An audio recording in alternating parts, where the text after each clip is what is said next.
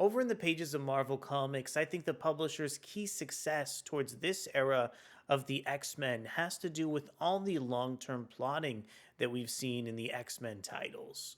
During the publisher's recent Hellfire Gala, readers saw the anti-mutant group known as Orchis attack the X-Men, causing a massive post-apocalyptic scenario to break out across several of the titles.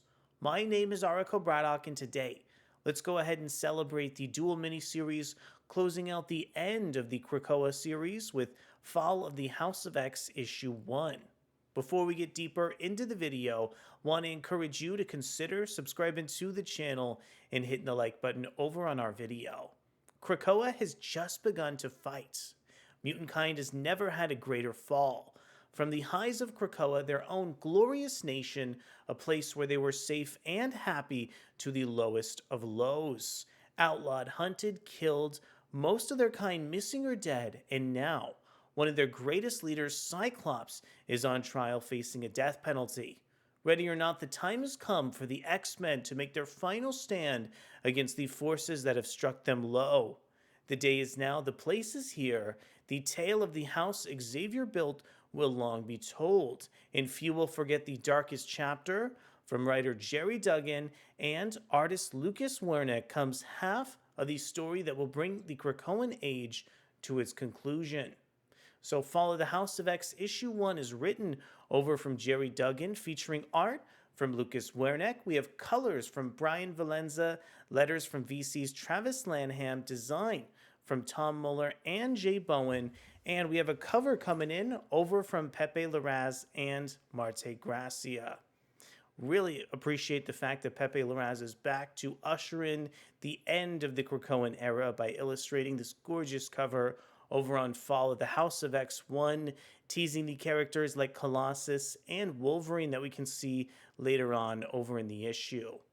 Want to extend a quick thank you over to Adventures in Poor Taste and preview the fascinating artwork coming in over from Lucas Werneck. I really found that the opening sequence over on Fall of the House of X1 was written so well, featuring the character of Cyclops going through a fake trial that readers can see.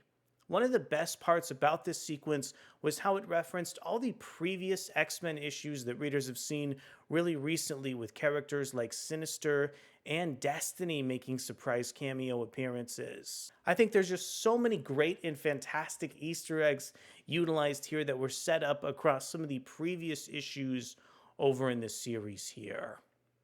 Heading back over to our preview pages, I really love this sequence where the characters of Colossus and Wolverine are working on apprehending Orchis over in the sewers in Paris. I find that the level of intrigue in the way that these X-Men are trying to work undercover alongside each other are so fascinating here.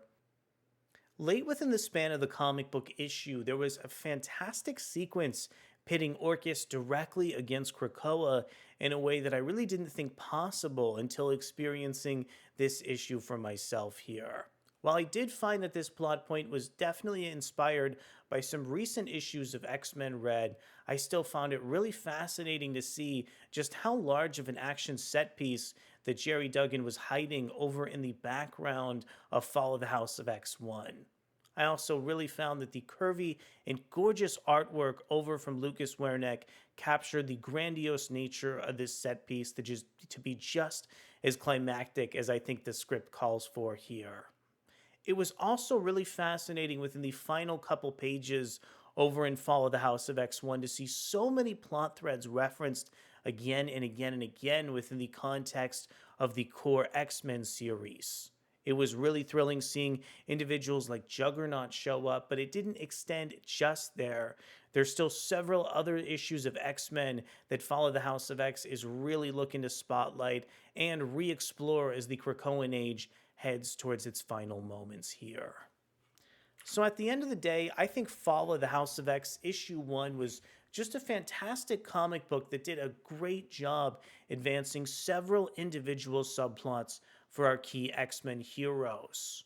There was some really fantastic character work over for individuals like Professor Xavier, as well as Rasputin 4.